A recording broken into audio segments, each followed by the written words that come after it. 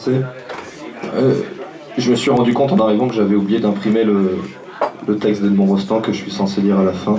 Donc s'il y a quelqu'un qui l'aurait imprimé par hasard, ça m'arrangerait bien parce que je l'ai pas sur moi et je le connais pas par cœur. Mais bon, pour me faire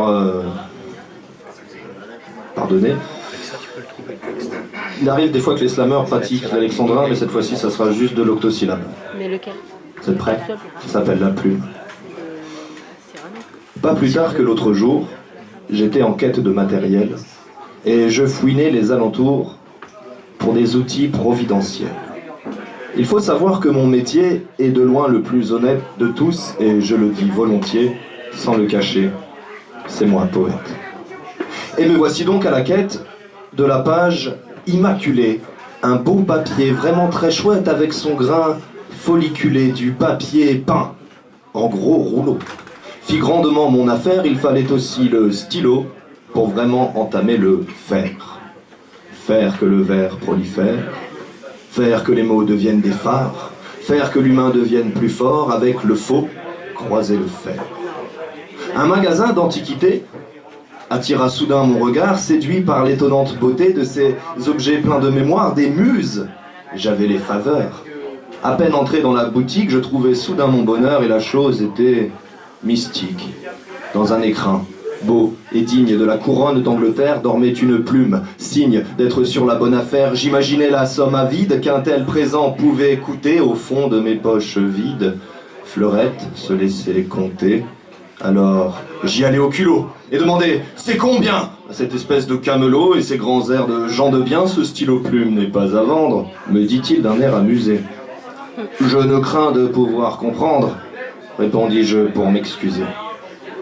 C'est alors que le vendeur, soudain s'est mis à raconter dans son immense profondeur une fable sans moralité. Une plume extralucide, souffrant du don de la conscience et qui conduit vers le suicide, celui qui s'en sert sans bon sens. Voilà ce que vous avez là, vous la cédez me ferait mal car vous menez à l'au-delà. Je ne peux trouver ça moral. Devant mon air tout ébobie, il en devint grandiloquent. Si écrire est votre hobby, une phobie frappera quand les vérités sortiront nues, vous poussant à tout dénoncer, tout dire dans un parler si cru que le moindre mot prononcé vous conduirait à l'échafaud, puisque ces mêmes vérités vont à l'encontre des propos de ceux qui tiennent tout intérêt. Et si vous ne voulez vous taire, alors on le fera pour vous.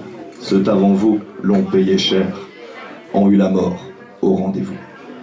Alors il me donna les noms de ceux qui ont tenu tout haut ces mots à l'immense renom pouvant libérer le chaos, et tous ces mots auraient été soufflés par ce stylo savant à des auteurs peu inspirés de les avoir rendus vivants et qui sont morts sans préavis sous de bien sombres nébuleuses. Quant au silence qui s'ensuivit,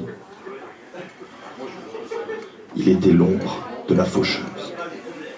Depuis ce jour, je ne peux plus faire sortir de mes pensées cet antiquaire farfelu et cette plume panacée. Il me reste un souvenir que rien ne pourrait effacer. Que faut-il dire à l'avenir pour ne pas finir au passé? Merci.